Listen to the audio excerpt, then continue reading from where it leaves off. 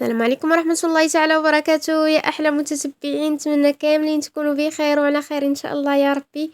اليوم جيت باش نحضر أنا وياكم هاد جوج كيكات بالتفاح اللي كيجيو رائعين. نتمنى تجربوهم وينالوا الإعجاب ديالكم إن شاء الله. علاش لا؟ وحدة بالكريمة بكريم باتيسير، وحدة يعني عادية غير بالتفاح. نتمنى تجربوهم كما قلت لكم وينالوا الإعجاب ديالكم. ما تنساوش تشتركوا في القناة. يلا ندوزو المقادير وطريقة التحضير. هنا عندي 4 ديال البيضات، عندي قشور د الحامض وقريصه د الملحه، علبه ديال الياغورت بنكهه الفاني، كاس ونص ديال سنيده، كاس ديال الزيت، كاس ديال الفينو، وكاس ونص ديال عصير البرتقال. وهنا عندي 3 ديال الخمارات و500 غرام ديال الدقيق. صافي هنا غنجيب الخلاط الكهربائي، غادي نضيف فيه كيف ما كتشوفوا معايا، غنضيف فيه المكونات، البيض والسنيده. نعود معكم المقادير: 4 البيضات، وكاس ونص ديال سنيده، كاس ديال الزيت، كاس ونص ديال عصير البرتقال، وعلبه ديال الياغورت بنكهه الفاني، وقشور الحامض وقريصه الملح. بالنسبه للقشور الحامض اللي عندكم قشور البرتقال يمكن ليكم، ولا ساشي ديال الفاني اللي متواجد عندكم. صافي كيف ما كتشوفوا معايا انا ضفت الكل في الخلاط الكهربائي. صافي وغادي نطحنهم مزيان، نحاول نخلطهم في الخلاط كما كتشوفوا معايا. ماشي ضروري الخلاط الكهربائي، يمكن لكم ديروا الطراب اليدوي ولا الباطور، يعني الطراب الكهربائي اللي متواجد عندكم. صافي كيف ما شفتوا معايا جبت هذا الاناء هذا وخويت فيه الخليط، وضفت ليه داك الكاس ديال الفينو، كيعطي واحد الهشاشه الكيكه كتجي غزاله. وبالنسبه للخمارات من وزن 8 غرام. صافي هنايا كيف ما كتشوفوا معايا غنضيفوا الدقيق يعني على دفعات بالتدريج، ونبقاو نخلطوا بشويه بشويه. وكيف ما كنقول لكم الله يجازيكم بخير على التعاليق ديالكم الزوينه المحفزه. وما تنسوش تشتركوا في القناه وتبارطاجيو الفيديو مع الاهل والاصدقاء ديالكم في مواقع التواصل الاجتماعي، فضلا وليس امرا. الله يجازيكم بخير. صافي كيف ما كتشوفوا معايا انا كنضيف الدقيق يعني على دفعات، وضفت الخمارات من وزن 8 غرام. الدقيق راه نوعيه جيده ومغربله، يعني باش ما نضيعش الوقت كنغربلو قبل ونعبرو نغربلو نحطو.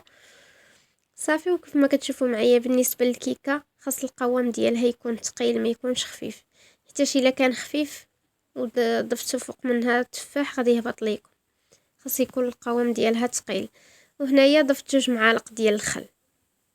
وبالنسبه للدقيق راه كاين اللي كيشرب كاين اللي ما كيشربش، يعني الدقيق راه كيبقى على حسب الخليط. واخا كنعطيكم انا يعني هاد العبار اللي دخلت مثلا انا في الكيكه ديالي، كاين اللي عندها البيض كبير، كاين اللي عندها صغير ما يدخلش لهاديك الكميه كامله، كاين اللي البيض كبير يدخل ليه اكثر، يعني كيبقى على حسب الخليط. يعني فهمتي، راكم عارفين الدقيق اللي كيشرب اللي ما كيشربش. انا زدت واحد شويه هنا، تقريبا تبقى ليا شي نص كاس بحال هكاك. صافي غنحاول ندخل هاد 2 معالق اللي ضفت ديال الدقيق. صافي هنايا غندوزو نحضروا الكريمه. هنا عندي 2 كيسان ديال الحليب كيف ما كتشوفوا معايا، الحليب بارد. وهنايا عندي معلقه ونص ديال النشا اي المايزينا، ومعلقه ونص ديال السنيده. يعني الحلاوه راه كتبقى على حساب الذوق، يمكن لكم تزيدوا ولا تنقصوا، نتوما تحكموا فيها. صافي انا خويت من فوق من الحليب كما قلت لكم بارد. صافي هنايا عندي ساشي ديال الفاني. نتوما الا متواجد عندكم كريم باتيسير يمكن لكم تضيفوه، انا ما متواجدش عندي. صافي غنديرو فوق البوطه على عافيه مهيله مع التحريك المستمر. نعاودو نتلاقى. او بعد ما وجد ضفت ليه معلقه صغيره ديال الزبده. صافي وغنخليه يعني نحاول ندخل فيه ديك الزبده مزيان مزيان، ونخليه يبرد، نغطيه ونخليه يبرد على جنب، وندوزو نكملو الكيكات ديالنا ان شاء الله. صافي كيف ما شفتوا معايا انا جبت هذا المول اللي داير دهنته بالزبده. يمكن لكم اي شكل عندكم يمكن لكم تضيفوه، ماشي ضروري يكون مول دائري. يعني انا نخوي النص ديال الخليط كيف ما كتشوفوا معايا، نقسمهم على 2، نحاول نوزعه فوق من المول ديالنا كيف ما كتشوفوا معايا. صدقوني هاد الكيكات راه كيجيو غزالين الصراحه يعني كيحمروا لك وجهك مع ضيافك، ولا كنتي غاديه لشي بلاصه بحال هكا وغادي معاك شي حاجه، ولا لوليداتك يعني ديريها غير في الدار بحال ما هكا، والتفاح موجود علاش لا اللي ما نستغلوه. صافي هنايا كيف ما شفتوا معايا التفاح انا مقطعاه كيف ما كتشوفوا معايا بحال ما هكا، وعصرت عليه الحامض باش ما يتاكسدش يعني باش ما يزرعكش. نتوما بغيتو تزينوا بهذه الطريقه كما شرحت لكم، اولا تزينوا دوروا معاه كما غادي انا دابا، يعني اللي بغيتو. صافي كيف ما كتشوفوا معايا انا غنستمر بحال ما هكا، يعني غنسرع الفيديو باش ما يجيكمش طويل، ونتمنى الشرح يكون واضح لكم ان شاء الله. صافي كما كتشوفوا معايا انا درت على شكل ورده اللي كتجي واحد المنظر كيجي غزال تبارك الله. ولا بغيتو شي حاجه كتبوها ليا في التعاليق راه نحضرها معاكم نشاركها معاكم ان شاء الله. شفتوا الشكل ديالها كتجي وريده زوينه بصراحه. صافي هنايا عندي شويه ديال اللوز ايفيلي يعني تزين تيبقى اختياري، يمكن لكم تخليوها غير بحال ما هكا يعني بدون اضافات. انا عندي واحد شويه ديال رقائق اللوز ايفيلي، وشويه الشوكولا هذاك ديال الكوكيز بيبيتو شوكولا. ماشي ضروري يعني راه التزيين تيبقى على حسب الرغبه، يمكن لكم تحتفظوا بها غير بحال هكاك يعني غير التفاح راه كتجي زوينه. ولا بغيتو ترشوا عليها شويه سنيده ولا الفاني ولا ساشي ديال الزهر حتى هي كتنسمها وكتجي كتلمع بهذيك السنيده. شفتوها هي دابا غندخلها للفران على عافيه مهيله. الفران راه شعلته كيسخن، ديروه على عافيه مهيله، وبعد ما توجد نعاودو نتلاقاو. ندوزو الكيكه الثانيه. عندي هاد المول ديال الدجاج اللي دهنتو حتى هو بالزبده، يمكن لكم تضيفوا اي مول راه ماشي ضروري ديروا المولات اللي كندير انا او الشكال زعما اللي كندير انايا. صافي انا خويت فيه الخليط ديال الكيكه، وكما قلت لكم الكيكه الخليط يكون ثقيل، القوام ديالو يكون ثقيل ما يكونش خفيف باش ما تطلعش لكم الكيكه، يعني ما تطلعش الخليط فوق من الكريمه. صافي بعد ما بردت ليا كريم باتيسير، هاد الكريمه هادي انا ضفتها في هاد البوش هذا في هاد البلاستيكه. يمكن لكم تسرحوها غير بالمعلقه ولا بشي حاجه، انا ضفت ليها بحال هكا باش تجيني سهله بلا ما نبقى ندير بالمعلقه، يعني باش توزع ليا بالتساوي. غير جربوها يعني راه ما تندموش عليها نهائيا، راها كتجي غزاله في المذاق ديالها بهاد الكريمه هادي،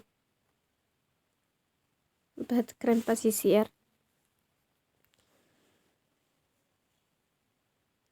صافي دابا بعد ما ساليت الكريمه غنضيف التفاح يعني اللي مقطع عفوا شرائح. يعني التزيين كما قلت لكم راه تيبقى اختياري. صافي غنحاول نستفهم كيف ما كتشوفوا معايا بحال ما هكا. صدقوني كما قلت لكم هاد الكيكات راهم كيجيو غزالين كيحمقوا في الصراحه.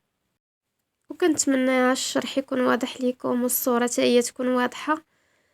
وكنشكركم على اللي وصلوا لهنايا، وصلوا اخر الفيديو، كنشكرهم بزاف بزاف. الله يجازيكم بخير. كنشكر الاصدقاء الوفيين، كنشكركم كاملين يعني اللي دخل جديد ولا المتتبعين القدام، كنشكركم كاملين.